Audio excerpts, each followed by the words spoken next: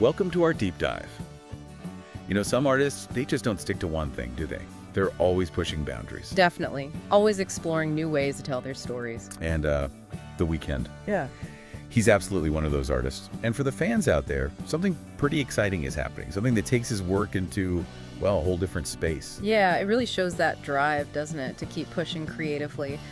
And this upcoming event seems like a perfect example, a real glimpse into his artistic world. Okay, so let's get into it. There's going to be a special one-night-only fan screening for his movie, Hurry Up Tomorrow. One night only. Yep, and that night is May 14th. So for anyone wanting to be first in line, that's the date. Wow, that's coming up fast. Feels like they're building that sense of, urgency, exclusivity maybe. For sure. And if you're thinking of going, tickets are on sale starting April 17th. So yeah, mark that date. Good to know.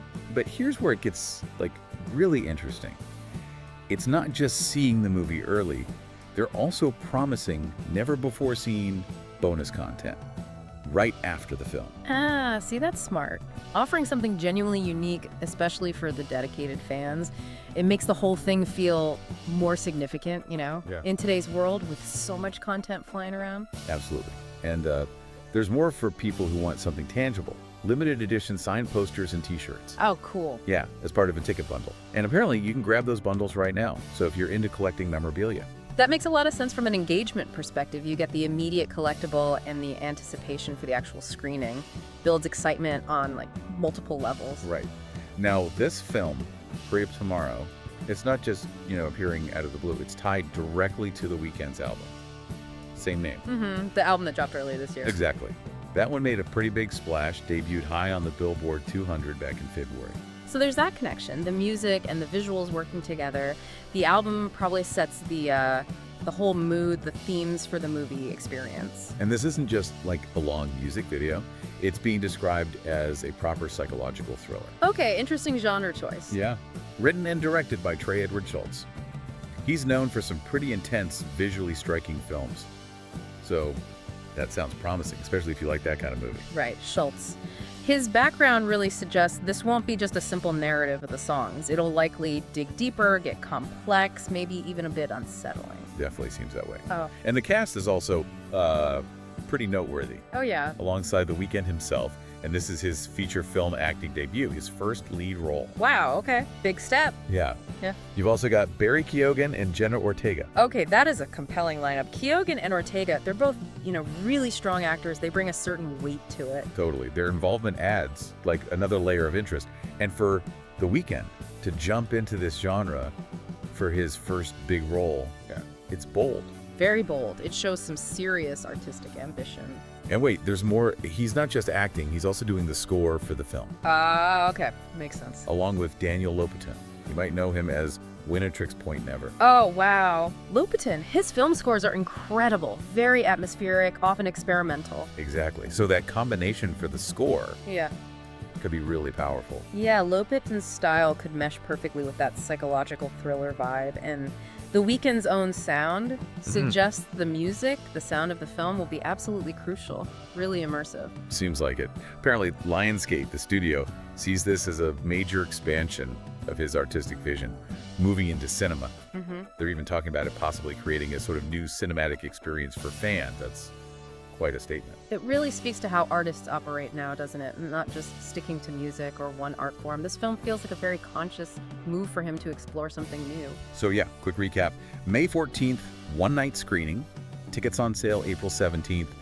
Bonus content, maybe some signed merch. It really sounds like an event tailored specifically for the fans. It absolutely does. A unique chance to engage with his work in a totally different way, beyond just listening to the album. Okay, so let's pivot slightly and look closer at that album itself. Hurry Up Tomorrow. Because its launch was, huge. The numbers were pretty staggering, weren't they? Yeah, first week it pulled in 490,500 equivalent album units. That's nearly gold certification right out of the gate, a massive number. That really shows the connection he has with his audience. Just huge anticipation for this project. And get this, that first week, it was the biggest for any album since Taylor Swift's Tortured Poets Department last May. Wow. And the biggest for an R&B hip-hop album since Travis Scott's Utopia back in August 2023. that puts it in some seriously elite company. It really highlights his cultural footprint, to hit numbers like that in today's market, it's significant. Shows his staying power and how strong that fan base is. And what's also interesting is comparing it to his previous album, Dawn FM, from 2022. Right, the debut numbers for Hurry Up Tomorrow were quite a bit higher. Exactly.